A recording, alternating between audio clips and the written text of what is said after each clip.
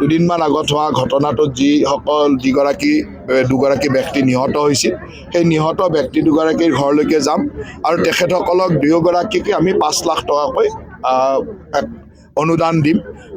নিশ্চয়কৈ ধনেৰে মৃত্যু কেতিয়াও কৰিব নোৱাৰি, কিন্তু আমাৰ চৰকাৰৰ দায়িত্ব হ'ল যে যেহেতু আমি যি ধৰণে পাৰোঁ সেই ধৰণে অলপ সহায় কৰাৰ চেষ্টা কৰিছোঁ, গতিকে দুয়োগৰাকী পৰিয়ালৰ ঘৰলৈকে গৈ আমি 5 লাখ টকাকৈ অনুদান দিম।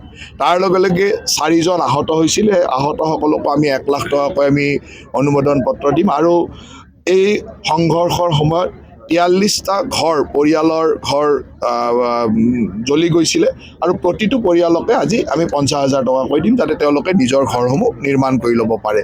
গতিকে মই এতিয়া দুয়োগৰাকী মৃতকৰ ঘৰত আৰু তাৰ লগতে কেম্পলৈকে গৈ যিসকল লোক আছে তেওঁলোকৰ ঘৰ নিৰ্মাণৰ কাৰণে 50,000 টকাকৈ এই গোটেইখিনি কথা ইতিমধ্যে আমাৰ আৰক্ষী সঞ্চালক প্ৰধানে গোটেই দুদিন ইয়াতে থাকি গোটেইটো চাই গৈছে। যি ধৰণৰ প্ৰয়োজন হ'ব চৰকাৰে সেই কামখিনি কৰিব আৰু ভাল কথা এইটোৱে যে এদিনৰ পিছতে ইয়াত সকলো ৰাইজে এটা শান্তি সম্প্ৰীতিৰ বাতাবৰণ আনিলে। ৰাইজে মই পৰহিও আহিছিলোঁ, পৰহি গোটেই সংগঠন অনুষ্ঠানে আলোচনা কৰি এটা সুন্দৰ বাতাবৰণ আনিলে, যাৰ কাৰণে মই কোকৰাঝাৰবাসী ৰাইজক বিশেষভাৱে ধন্যবাদ জ্ঞাপন কৰোঁ। অনুদান প্ৰদান কৰিলোঁ।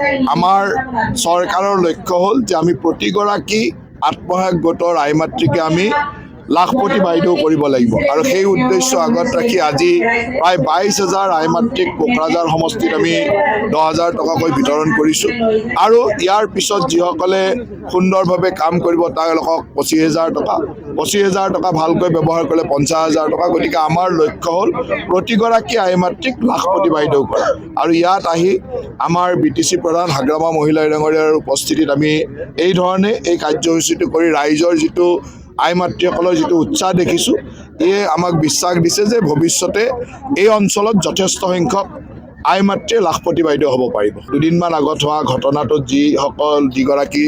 দুগৰাকী ব্যক্তি নিহত হৈছিল, সেই নিহত ব্যক্তি দুগৰাকীৰ ঘৰলৈকে যাম আৰু তেখেতসকলক দুয়োগৰাকীকে আমি 5 লাখ টকাকৈ অনুদান দিম। নিশ্চয়কৈ ধনেৰে মৃত্যু কেতিয়াও কৰিব নোৱাৰি, কিন্তু আমাৰ চৰকাৰৰ দায়িত্ব হ'ল যে যেহেতু আমি যি ধৰণে পাৰোঁ সেই ধৰণে অলপ সহায় কৰাৰ চেষ্টা কৰিছোঁ, গতিকে দুয়োগৰাকী পৰিয়ালৰ ঘৰলৈকে গৈ আমি 5 লাখ টকাকৈ অনুদান দিম। তাৰ লগে লগে 4জন আহত হৈছিল, সেই আহতসকলকো আমি 1 লাখ টকাকৈ আমি অনুমোদন পত্ৰ দিম আৰু এই সংঘৰ্ষৰ সময়ত 43টা পৰিয়ালৰ ঘৰ জ্বলি গৈছিলে আৰু প্ৰতিটো পৰিয়ালকে আজি আমি 50,000 টকাকৈ দিম, যাতে তেওঁলোকে নিজৰ ঘৰসমূহ নিৰ্মাণ কৰি ল'ব পাৰে। গতিকে মই এতিয়া দুয়োগৰাকী মৃতকৰ ঘৰত আৰু তাৰ লগতে কেম্পলৈকে গৈ যিসকল লোক আছে তেওঁলোকৰ ঘৰ নিৰ্মাণৰ কাৰণে 50,000 টকাকৈ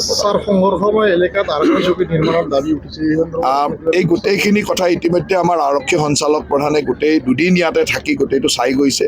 যি ধৰণৰ প্ৰয়োজন হ'ব চৰকাৰে সেই কামখিনি কৰিব আৰু ভাল কথা এইটোৱে যে এদিনৰ পিছতে ইয়াত সকলো ৰাইজে এটা শান্তি সম্প্ৰীতিৰ বাতাবৰণ আনিলে। ৰাইজে মই পৰহিও আহিছিলোঁ, পৰহি গোটেই সংগঠন অনুষ্ঠানে আলোচনা কৰি এটা সুন্দৰ বাতাবৰণ আনিলে, যাৰ কাৰণে মই কোকৰাঝাৰবাসী ৰাইজক বিশেষভাৱে ধন্যবাদ জ্ঞাপন কৰোঁ।